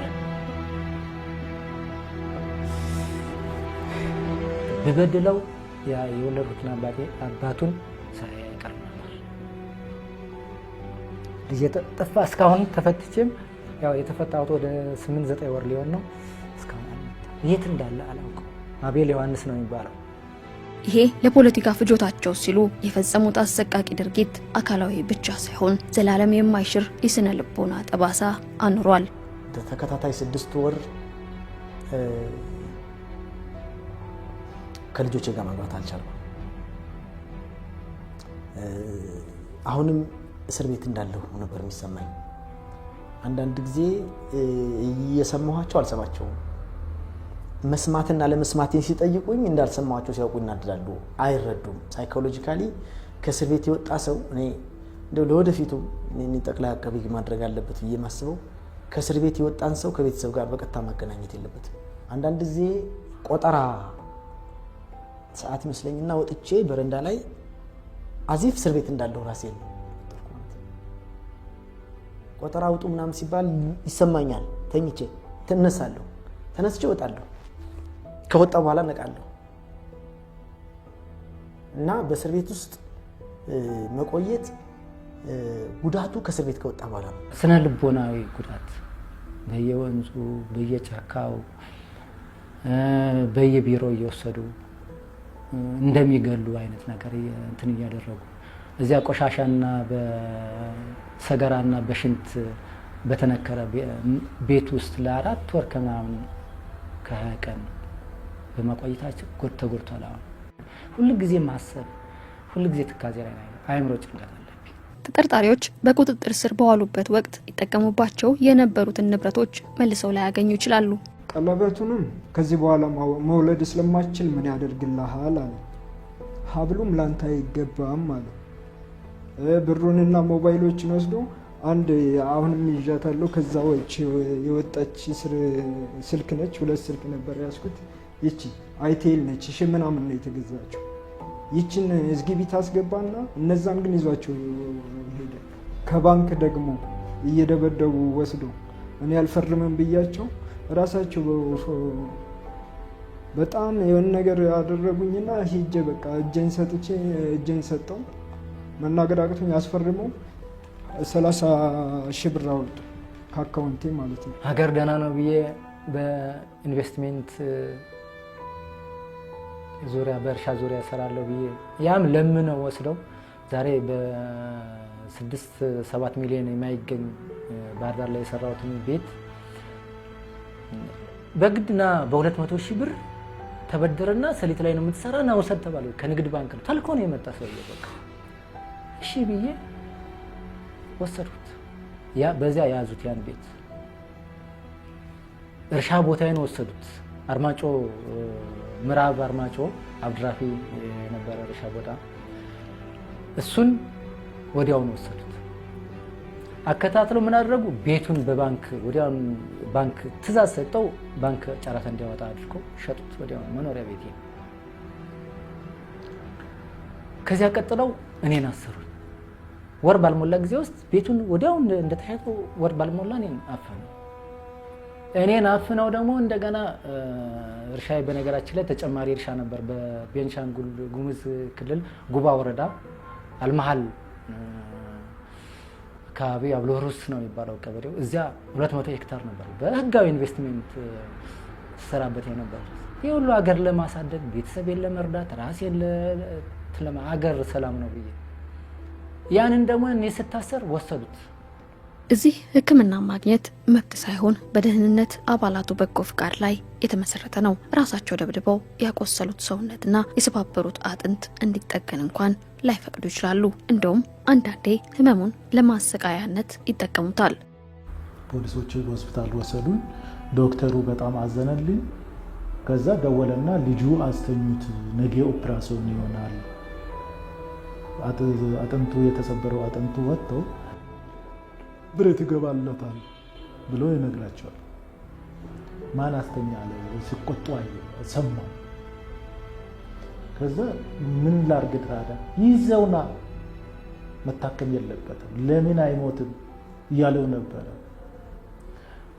ሰውየው ደነገጠ። ፖሊሱ ፌደራል ፖሊስ ነው ደነገጠ። ሄዶን ለነርስ ነገራት። እንደዚህ እያሉኝ ነው የተሰካለትን ግሉኮስ ንቀይልኝና ይዤ እሄዳለሁ። አላረግም አለችው። ያዘዘ ዶክተር ነው። ዶክተሩ ይነቀል እስከሚለኝ ድረስ የማረግ ነው አልችልም አለችው። አመናጭቆኝ ከዚህ ራሱ ግሉኮሱ ነቃቀለ። የተደረገልኝ ማለት ነው። ነቃቀለ ተነሳለኝና በዚህ ሁለት ሆነው ሌላም ጠራ። ሹሬውን ተሸክሙን መኪና ላይ መለሱ። አንተ እዛ ወስዶ ልትታከም ነበር እግሪዚ ቆረጣለ እንጂ አትታከማትም ያልነው ነገር እስከምታደርግ ድረስ እያንዳንዱ እስከምትነግረን ድረስ እግሪዚ ተልቶ ነው የሚቆረጠው እንጂ እንደው ኖርማል አቆራረጥ አይደለም። ጋንግሪን እንዲሆንብኝ ነው አንተ ጋንግሪን ሆነብናል እንደዚህ እያሉ መለሱ። ድብቅ ቦታ ከሽንት ቤቱ በጣም አንድ 50 ሜትር ይሆናል። የኔ ኮሪደር ውስጥ እየየምና የሆነ ክፍል ውስጥ ነው። በጣም እንትና ነው መብራት የሌለበት ቦታ ነው። እዛ ወስዶኝ አንድ ሰው ቀኝ እጄን ይዛን አንድ ሰው ግራ እጄን ይዞ እና የተወሰነ ቦታ ላይ ደከሙና ሁለት ጊዜ ወረወሩ። አመመኝ ብዬ ስነግራቸው በየቀኑ ጀስት እንደ ምርመራ ቴክኒክ አድርጎ ማታ ወጥቶኝ መሬት ላይ ይወረውሩኝ ነበር። ይሄን እንደዚህ ያደርጉኝ ነበር ለረጅም ጊዜ። የምግብ መለያየት ሲመጣ የአሚቢክ ነገር የአሜባ አይነት ነገር ይነሳብኛል። በዛ ያስለመዱት ምንድነው 4 ታብሌቶች በአንድ ላይ የሚወሰዱ ታብሌቶች አሉ ለትላትል የሚሆኑ። አሁን አመመኝ አልኳቸው። ከዚያ በኋላ የሆነች ሴት ነርስ ትመስለኛለች አውጡ አለችና ወጣሁ። ምንድነው የሚያምህ? እንደዚህ ነው የሚያምህ ነው መድኃኒት ይላክልሃል አለች። 30 ታብሌት ተላከልኝ። እኔ ማላውቀው ታብሌት ነው 30 ታብሌት ነው። ጧት 2 ማታ 2 ዋጥ ተባሉ እና ያን ታብሌት በተባለው መሰረት እንግዲህ እሷ አይደለም የምትሰጠው ያን ታብሌት እነዚያ ትግርኛ ተናጋሪዎች ናቸው ታብሌቱን ይዘው የሚመጡት። ለነሱ ነው እሷ እንድትሰጥ አይፈቀድም። እሷ ምርመራውን ምን እንደሚያምሽ እዚያ መዝገባ መሄድና ማስተላለፍ ነው። ከዚያ በኋላ እነዚያ ልጆች መጡ። በአንድ በፕላስቲክ ትንሽ እንትን የታሸገች ነች፣ እሱን ሰጡ። ከዚያ በዚያ መሰረት 2ቱን ወሰድኩና ደካከመኝ፣ ተኛው። ተነስቼ ሽንት መጠቀም ስነሳ አዞረኝና በቃ ወደቀ። እግሬ ታስሯል፣ እጄ በሰንሰለት በካቴና ታስሯል። እንዴት ነው ልነሳ? በቃ እየተጎተትኩ ተመልሼ ከዚያን ጊዜ ጀምሮ እስካሁን ግሬን ስረግጥ ባላንስ የለኝም። ይሄ ብለሰርሰር እዚህ ላይ ነው ያዘኝ። እኚህ ታሳሪዎች በታሰሩበት ወቅት ከራሳቸው ህመምና ስቃይ ባለፈ ይሰሟቸው የነበሩ የሌሎች የስቃይና የጣር ድምፅ ዛሬም ትውስታቸው ነው። እኛው ሰቀቀን ይልቅ ምን ሰማው ሰቀቀን ነበር። በጣም የሚያሰቅቅ ማለት ነው። አስቀያሚና በጣም እንትን ነበር። በየቀኑ እየመጣ የሚደበደበውና የሚሰቃየው ሙሉ ሌሊት ነው። በቃ ሰዓት የላቸውም የሚመጡበት ሰዓት። ታህሳስ 28 ገና ዋዜማ ማለት ነው። ሌሊት ስደበድቡ አድሮት እኔና እሱ ብቻ ነው እና አመጡትና ስደበደቡ አደሩት። ከዛ እንደዛ ዝም ብለው አሉና ማታ ሽንት ቤት ለመሄድ ሲል እንደዚህ ጓ አድርጎ የጠባቂው አንተ ክፈት ምናምን እያለ ያስፈራራል። ምንም ከውስጥ ድምፅ የለም። አሁንም ይመታል፣ ምንም ድምፅ የለም። ይመታል፣ ድምፅ የለም። ከዛ ምንድነው ለካ በሩ ከውስጥ ተዘግቶ እሱ ሞቷል። ኦሬዲ እሱ ስቶ ሞቷል። በር ስር ነው የወደቀው ሞቴ ማለት ነው። እኔ እንደዚህ ጥጥ ብዬ ተንቼ ነው የማየው። ጭላንጭል ነገር አለ በሩ ከስር። ከዛ ሞቷል ምናምን ብሎ ግርግር ተፈጠረ። ጫማውን አውልቆ ሸምዙን አውልቆ ሸራ ነው እንደማስተባበሩ ጫማውን አውልቆ ለብቻ እሱ እንደዚህ በጓንት ይዞ ሁለት ሆኖ ሬሳውን ሲያወጡ አይቼዋለሁ። በ2003 ዓመተ ምህረት የዩኒቨርሲቲ ሚድ ተርም ላይ አዳማ ዩኒቨርሲቲ አመጽ ነበር እና የኦሮሞ የተማሪዎች አመጽ አስነስተው የመንግስት የጸጥታ ኃይሎች አፍነው አመጹን በትነውታል። ነገር ግን የአመጹ አስተባባሪ ቤተሰቦቹን ለመጠየቅ ከመቱ ከተማ ተሳፍሮ ወደ ቤተሰቦቹ የሄደ ይዘውታል። ተይዘው እዛ ቤት ነጋ ከኔ በፊት ነው የገባው እና ሌሊት ተገርፎ ሲመጣ ድምፁ ይሰማኝ ስለነበረ ለመነጋገር እንዲያመቸኝ ምስማር ነቅዬ የችፑዱ ምስማር ነቅዬ አውርቸዋለሁ። በጣም ለበርካታ ጊዜ ምናልባት አሁን ረጅም ጊዜ ስለሆነ ስልክ ቁጥሩን ስለማላውቀው እንጂ በጭንቅላቴ ስልኩን ይዤው ነበር። እሱም በጭንቅላቱ የኔን ቤተሰብ ስልክ ይዞት ነበር። አንተ ከወጣህ እኔ የኔን ጉዳይ ሪፖርት እንድታረግ፣ እኔ ከወጣሁ ደግሞ ያንተን ሪፖርት እንዳረግ የሚል ስሙ ገመቹ ይባላል። የአባቱን ስም ረስቼዋለሁ። የአዳማ ዩኒቨርሲቲ የኢንጂነሪንግ ተማሪ ነው እና ይሄ ገመቹ የሚባለው ልጅ በጣም በተደጋጋሚ ያስፈልገዋለሁ። ክስ እንዳልተመሰረተበት አረጋግጫለሁ። ወደ ማረሚያ ቤትም እንዳልመጣ አውቃለሁ። ማዕከላዊ አልተመለሰም። ብዙ ጊዜ አውጥተው አሳድረውታል። ልክ እኔ አንድ ጊዜ ወጥቼ እንጦጦ ደርሼ እንደመጣሁት ለበርካታ ቀን ይዘውት ወጥተዋል። እሱ እንደኔም አድርገውታል። መሳሪያ ተኩሰውበታል፣ ግንድ አስታቅፈውታል፣ መልሰው አመጣውታል። ይሄ ልጅ እኔ አሁን በህይወት ይኖራል የሚል እምነት የለኝም። ልጁን በመልክ አላውቀውም። ድምፁ ግን በየቀኑ ይመጣብኛል። በጣም ወጣት እንደሆነ፣ በጣም ረጅም ፂም ያለው እንደሆነ፣ ጸጉሩ በጣም አድጎ ፊቱን ሁሉ እንደሸፈነበት እና ከላዩ ላይ ልብሱ እንዳለቀ እሱ ሲነግረኝ ራሴን እያየሁ ስለነበር ሸሚዜ ካርቱም ላይ በሙቀት ስለያዙኝ በጣም ስስ ሸሚዝ ነበር አድርጌ ነበረው። ልብስ ያልቋል ከላይ ላይ። እሱ ደግሞ ከኔ ከሁለት ወር በፊት ነው የተያዘው።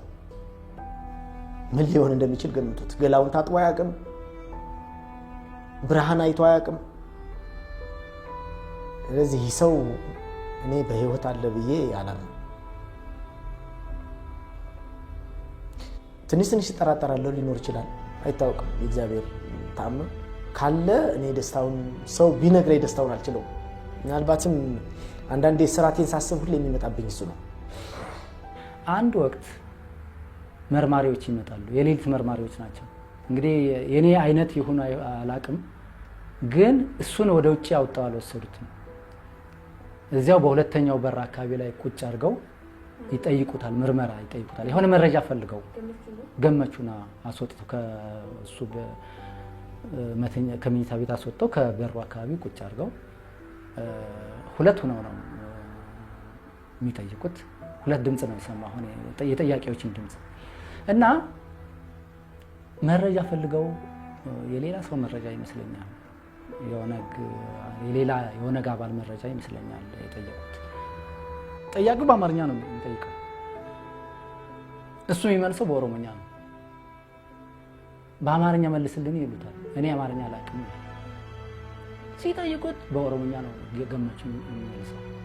ከዚያ አንድ የሆነ ነገር ሲያናግሩት መልሱን በኦሮሞኛ ይሰጣል። እንዴ እኔ የጠየቁትን ጥያቄ ሰምተህ አይደለ እንዴ በኦሮሞኛ ይመለስክልን?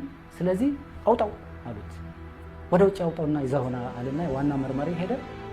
ገመቹ ይዘው ሄዱ። ሌሊት ይዘው ገመቹ ከዚያ በኋላ የደህንነት ባለስልጣናቱና አባላት ሰንሰለትና የአፈና ተግባር በኢትዮጵያ ብቻ ሳይሆን ድንበር የተሻገረም ስለመሆኑ በኬንያ ጥገኝነት ጠይቀው በተባበሩት መንግስታት የስደተኞች ድርጅት እውቅና የነበራቸው እነ ኢንጂነር ተስፋውን ጨመዳ ማሳያ ናቸው። ከኬንያ ተይዘው የመጡ ሁለት እስረኞች በቀኝና በግራ በኩል ነበሩ። አንዱ ኢንጂነር ነፍሱን ይማረውና ኢንጂነር ተስፋውን ጨመዳ ይባላል። ሌላኛው ደግሞ አንድ አይኑን መሰለኝ የሌለው ኢንጂነር መስፍን የሚባል ሰው እኔ እድሉ ገጥሞኝ ምናልባት አሁን በህይወት ስለሌለ ሊሆን ይችላል እድሉ ገጥሞኝ ከኢንጂነር ተስፋውን ጋር ለመገናኘት ሞክሬያለሁ። መገናኘበት የነበረው መስመር የኛ ከኮምፓውንድ ውጪ የነበረችው ሽንት ቤትና የሱ ግድግዳ አንድ ነው እና በጣራው በኩል ቀድጄ እጄን ስሰድ የሱ ክፍል ውስጥ ገባለሁ እና በተደጋጋሚ ደብዳቤ ጻፍኩለት። እኛ የመውጣት እድሉ አለን ስድስታችን። ትንሽ 1 ሜትር ተኩል በ3 ሜትር የምትሆን በረንዳ አለች የኛ ለስድስታችን፣ እዛችን እንወጣለን። እነሱ ግን ይህን እድል አላገኙም። ይህን እድል ብቻ ሳይሆን ሁለቱም አይተያዩ። ሻይ በሃይላንድ ነው የሚገባላቸው፣ በአንድ ሃይላንድ። እኔ ተፈርዶብኝ 1 ዓመት ከ3 ወር ከ2 ወር ቆይቼ ወደ ቅሊንጦ ከመሄዴ በፊት ነው የገቡት። ነገር ግን እስከ መውጣ ድረስ ወደ ቅሊንጦ እስከመሄድ ድረስ ከኬጃቸው አልወጡ። ሁለተኛ ቤተሰብ አይጠይቃቸው፣ ሕክምና አያገኙ። ሌላ ከማረሚያ ቤቱ ውጪ ሌላ ተጨማሪ ምግብ ገዝተው ማስገባት አይችሉም። ምንም አይነት ማህበራዊ ግልጋሎት የሱቅ የስፖርት ራስን ማንቀሳቀስ በሚችሉበት ሁኔታ አይደለም። እንዲያውም የተስፋውን ክፍል በሩ ሲከፈት ካልጋው ላይ ሁሉ ነው በሩ የሚከፈተው። ቁሙ እንኳን በሩን መክፈት አይቻልም። እጅግ በጣም ጠባብ ክፍል ነች። ምናልባት በዛ ጫና ይሆናል አላቅም እንግዲህ እንዴት እንደሞተ። ታንቆ ነው የሞተው የሚባል ነገር ሰማሁኝ። ወደ ቃሊቲ ማነው ዝዋይ ከሄድኩ በኋላ ነው። ያቺ ቤት የሱም ይሁን የኛ በልዩ የህወሓት ታጋዮች ነው የሚጠበቀው። ልዩ ዞን ትባላለች። በበርበሬ ታሸ ቆሎ ወረወርኩለት እና እኔ ቆሎ አልፈልግም፣ እኔ የምፈልገው መጽሐፍ ቅዱስ ነው፣ እባክህን መጽሐፍ ቅዱስ ካለ ላክልኝ አለኝ። በወቅቱ ጀነራሎች ነግሬ አዲስ መጽሐፍ ቅዱስ ተገዝቶ እንዲገባ አድርገን በእኛ በኩል በዛ በኩል መጽሐፍ ቅዱስ ልኬለታለሁ እና ዝዋይ በነበርኩበት ጊዜ የኦነግ ወታደሮች እስረኛ ወታደሮች እንደሞተ ሲነግሩኝ እውነት መናገር በጣም ያዘንኩት። ሰው ራሱን ሊገልበት የሚችልበት ቦታ አድርጎ ራሱን አንቆ ገደለ ማለት እኔ ከግድያ የተናነሰ ነው ብዬ አላምንም። ዛሬ ህዝብ አሳትፎ የመጣው ለውጥ ሊመጣ እንደሚችል አስቀድሞ ስጋት ያደረባቸው በመሆኑ ሁኔታውን ለመቆጣጠር ሙሉ ኃይላቸውን ይጠቀሙ ነበር። ግንቦት 18 ነው የተያዙት።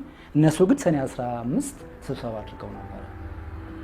እዚያ ላይ ምንድነው ይሄ ህዝብ የኢትዮጵያ ህዝብ መልካም ጥሩ ባህል ያለው መሪ ላይ የማያምጽና የማያስቸግር በመሆኑ ነው እንጂ ከግብጽና ከአረቦች እንቅስቃሴ ብናይ እኮ ይህን ህዝብ ልንጨብተው አንችል። በፍጹም ምን ልንመልሰው አንችልም። አሁን ጀምረን ነው መቆጣጠር ያለብን ይሉ ነበር። በ2003 ዓመተ ምህረት ሰኔ ወር ላይ ተሰበሰበ። እዚያች አዳራሽ ላይ ነው እኔ በጎን ባለው አዳራሽ ማለት ነው ይሄን ሁሉ ሰማ ነበር። ህዝቡን ይፈሩ እንደነበረ ህዝቡ አንድ ወቅት ተነስቶ ማዕበል እንደሚሆንባቸው ሁሉ ይናገሩ ነበር ደህንነቶቹ። ደህንነት አባላት ናቸው እነዚህ እንግዲህ እዚያ የተሰብሰበው እንትን። ስለዚህ 24 hours ማዘዣ ነው ያወጣው። የፌዴሪ ህገ መንግስት አንቀጽ 13 ንዑስ አንቀጽ 1 ማንኛውም የመንግስት አካል የሰዎችን ሰብአዊና ዲሞክራሲያዊ መብቶች የማክበርና የማስከበር ኃላፊነት እንዳለበት ይደነግጋል። በፍትህ ስርዓት ህግ አስፈጻሚ፣ ህግ አውጪና ህግ ተርጓሚ ዓላማቸው የህግ የበላይነትን ማስከበር ቢሆንም የየራሳቸው ተልዕኮ ግን አላቸው። ፍርድ ቤቱም ገለልተኛ ነው። እዚህ ግን ፍትህ በእነሱ እጅ ናት። ጠርጣሪዎች፣ አሳሪዎች፣ መርማሪዎች ክስ የሚያደራጁት፣ የሚገርፉትና የሚያሰቃዩት፣ ችሎት ተሰይሞ ዳኛ ሆነው የሚፈርዱትም እነሱና የነሱ ዓላማ አራማጆች ናቸው። ጥያቄ መጠየቅ አይቻልም። ያለ ምንድነው ነል በግል የማላውቀው ነገር ለምን እናገራለሁ? ይሄ እኮ መፍትሄ ነው ሲል እሱን እዛ ህገ መንግስቱ ምናምን የምትለው ህገ መንግስቱን ቀደሽ እንት ቤት ሂድበት ነው የተባልኩኝ። ማዕከላዊ እየመጣ ይመረምር የነበረ ያስተባብር የነበረ ሰው ደግሞ ዳኛ ሆኖ አይን ዘራይ ወልደሰንበት ይባል አንተ ማዕከላዊ እየመጣ ስታስተባብር የነበረ ያየነ ሰው እንዴት አንተ ዳኛ ሆነ ደግሞ ዛሬ እኛ አንተ እንዴት ፍትህ እናገኛለን ተነስልናል። በዚያም ረበሻችሁ ተብለን ያው ጭቅጭቅ ተፈጥሮ ነበር ችሎት ላይ 6 ወርና ዓመት ተቀጣለ። በችሎት መድፈር ማለት ነው። ይሄ ያደረገው እኮ ስርዓቱ አወቃቀሩ አርግ የተባሉ ከላይ ጀምሮ የደህንነት መስሪያ ቤት እንደዚህ በጨካኞች በአረመኔዎች ተደራጅቶ ነበር። እንድታሰር ስለሚፈለግ ፍርድ ቤት ዝም ብሎ ብይን ይሰጣል። የፖለቲካ ብያኔ ነው እንጂ የህግ ብያኔ አይደለም። እኛ ሰዎች በዚህ እየተሰቃዩ ነበር። ማርቲን ሉተር ኪንግ በአንድ ወቅት ወደ ስነ ምግባራዊ አጽናፍ የሚያመላክተን ቀስት ረጅም ሊሆን ይችላል፣ ነገር ግን ወደ ፍትህ ጎዳናዎች ይመራናል ሲሉ ተናግረው ነበር። ፍትህን እውን ለማድረግ በተጀመረው ጉዞ ሁሉን እኩል የሚያይ የፍትህ ስርዓት እውን እንደሚሆን የብዙዎች ተስፋ ነው።